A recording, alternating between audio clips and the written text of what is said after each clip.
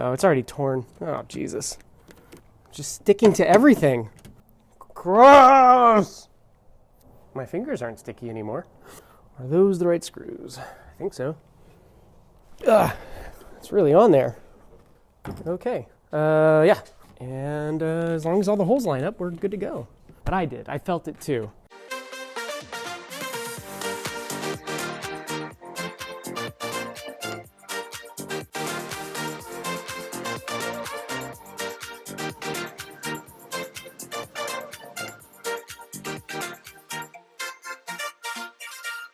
All right, we are recording, and we'll see how much rain there is on the recording. Hello, and welcome back to another episode of Zach Does It. If you're new around here, well, this is a channel where I, Zach, take care of projects and I get things done. It may be anything from a big project, like taking apart the interior of this Miata, or something very small, like we're actually gonna do today. And if you already knew that, well, welcome back. It's so great to have you again. Over the past couple episodes, we've been taking my doors apart, specifically the passenger side one, because we needed to soundproof it and fix a broken window crank. So we wrapped that up in the past couple episodes, and in this episode, we're gonna tackle the driver's side door because we still need to take care of that and get it soundproofed. But I'm not gonna stop there. We've got another project for the doors that we're gonna tackle this episode, and that is installing some new door bushings. And hopefully, we'll be able to get rid of some of the god-awful rattle that these Miatas, especially the NAs, are known for. But that's all I've got for today's intro. Let's kick it back to past Zach and see what he's up to.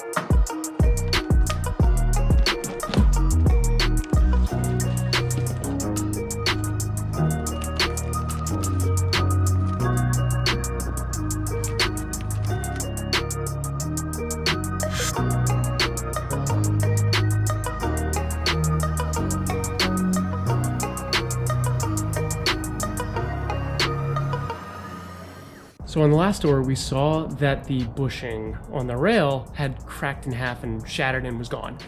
Well, the driver's side is the same way. Let's see if we can get you in here. But if you see just in there, there is no bushing on that piece. So what that tells me, number one, is that not having it isn't a critical issue because obviously the driver's side has been functioning fine without it, but that's more frustrating because it's one more thing I've got to go back and fix. So I'm not taking one door apart next time. I will be taking both doors apart next time so that I can put those bushings back in. For now, we're still in the middle of soundproofing and a few other upgrades. That's not going to hinder us. It means that we're going to get back in there. But then again, this gives me another excuse to maybe make custom door cards or upgrade the door cards or add power locks or power windows. If I'm gonna have to go in to fix that piece again anyways, I might as well look at what other types of upgrades I can look at doing too. So anyways, we'll get back to it. Let's keep on soundproofing.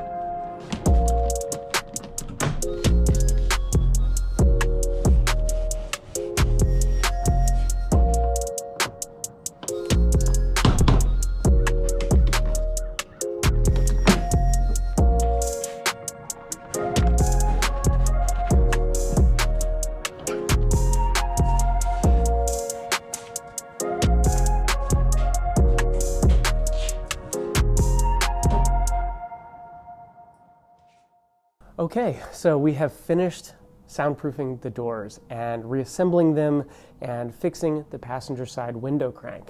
I am finally able to roll it up and down, and I am so excited. But we're not done yet. Like I mentioned before, we've got 2 more projects to do. We have these PLA 3D printed door bushings. I got these from a local member of the Philly Miata Club.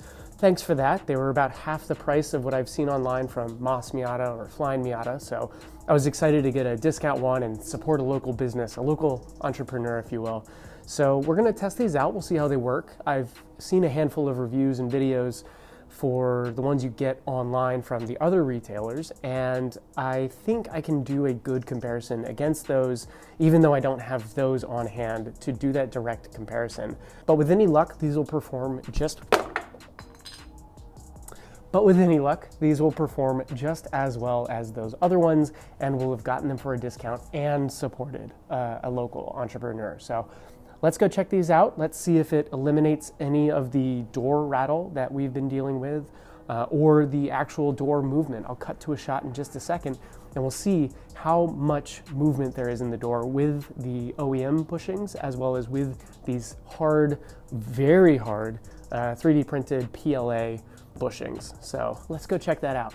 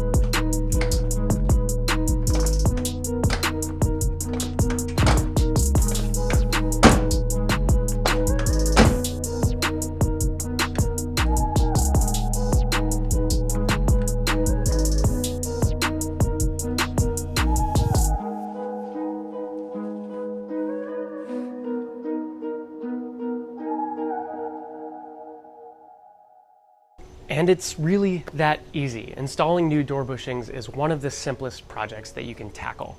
Now, you may have noticed me opening and closing the doors slowly as I was installing my door bushings and then retightening them afterwards.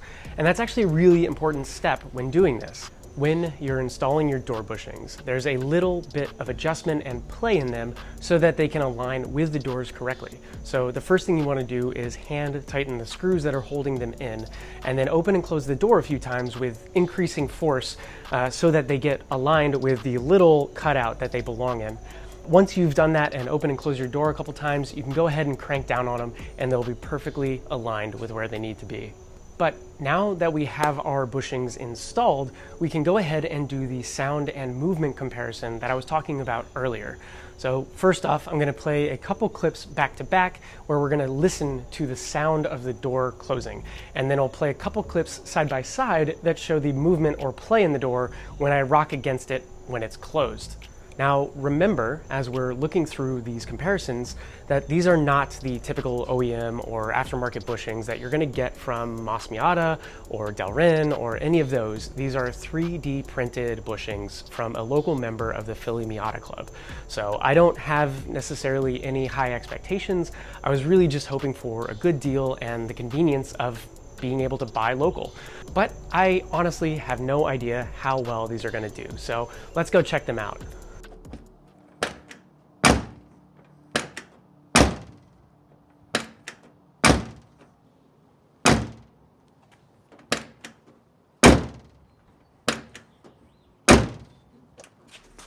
Okay, so they didn't sound much different. How about door wiggle? Is there any difference there?